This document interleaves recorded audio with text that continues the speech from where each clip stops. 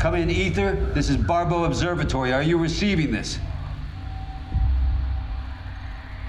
Is anyone out there? The subject matter is so incredibly serious about climate crisis and Right. the future of human beings. Was that always in the back of your mind while you were shooting it, or did you have to sort of not get too philosophical? It's inevitable that you get philosophical about it because it is part of the core of the story. And that's pretty much, we all know what we're talking about here. But we didn't know that it was going to be so timely when we finished the film, right? How about that? It just, took us all by surprise how this erupted this way. And we literally finished the film a few days before the planet stopped. And it's been overwhelming in many different ways, but I just love how art represents reality in such a beautiful way, because my heart goes out to all the people who have lost their lives and their families, and all the warriors that have been fighting this war in the front line, doctors and nurses and everybody working in hospitals and all that. My respects to those people. Those human beings are the best of all. And it's also a fantastic opportunity for us to rethink about what we're doing, how we're doing things. So this film is about that.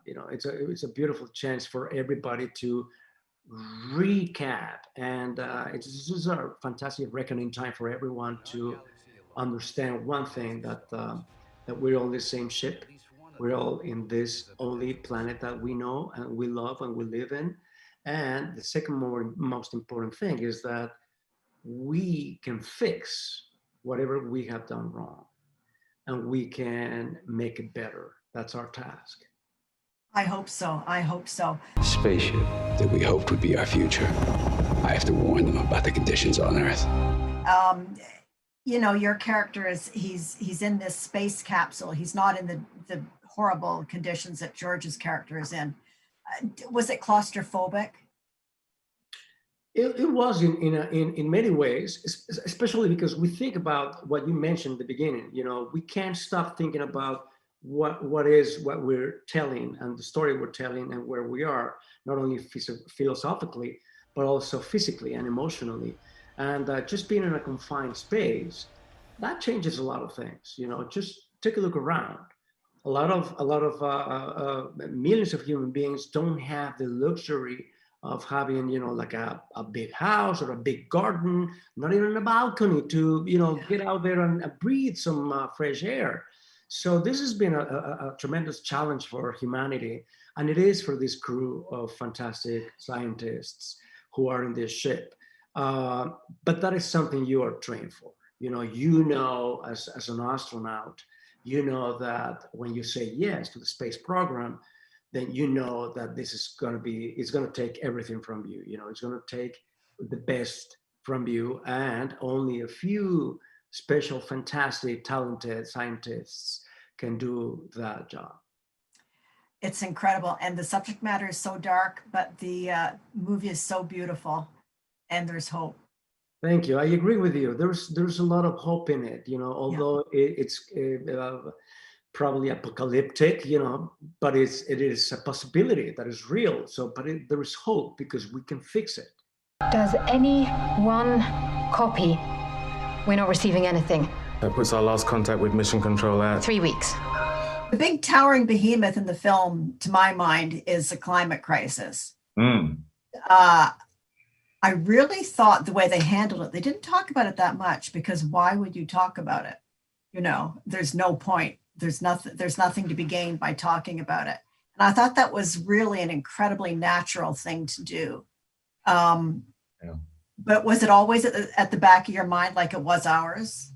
Absolutely. And I think, look, I agree with you. I think it was a great choice not to get deep into the minutiae of it, because the truth of the matter is our planet is facing challenges on multiple fronts. You know, I live here in California. We're dealing with the fires every year that are to do with climate change. You have rising water levels because of the ice caps. You have the extinction of so many of the animals that keep our planet functioning properly. You have carbon emissions, you have the ozone layer, there are so many things we are doing wrong in terms of taking care of our planet. So to sort of get bogged down in the minutiae of what this is, I think would have been the wrong use of our time. I think we're at a point in history where we can all accept we're not doing the best job. So let's now look at a cautionary tale about how bad things could get and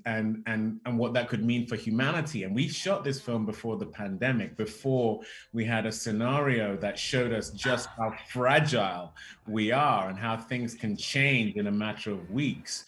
And so I think the resonance of, as you say, the cautionary tale in terms of climate change has become even more potent. Take a deep breath.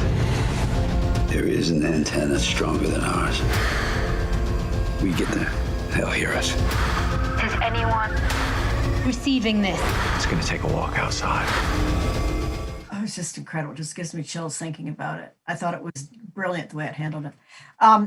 Nothing in the film is outlandish. I mean, it's 2049, but it seems a lot like 2020. There's more gadgets, but the people are people. And, you know, George is dressed the way the guy across the street is dressed.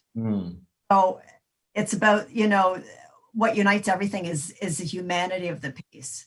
Wherever you are, whatever you're going through, whether you're with people you know and care about, and in this spaceship where you're George out in the tundra, you know, your humanity is everything. And I thought that was very well drawn in the film, I thought.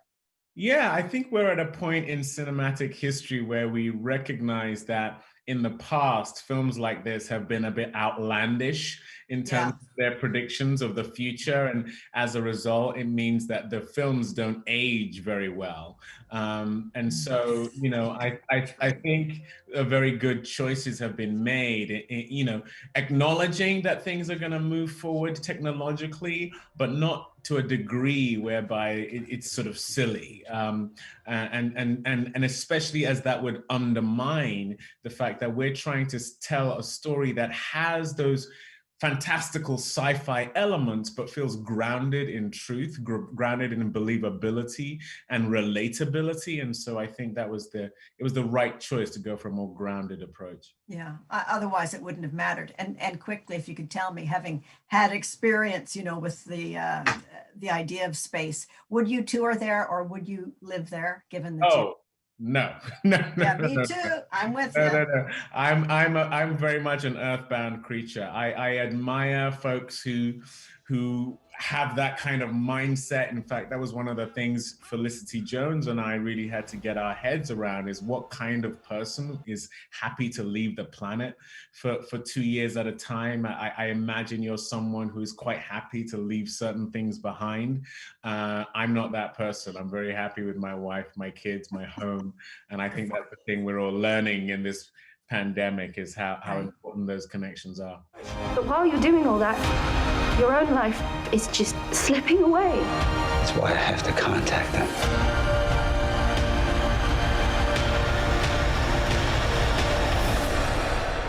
Before it's too late.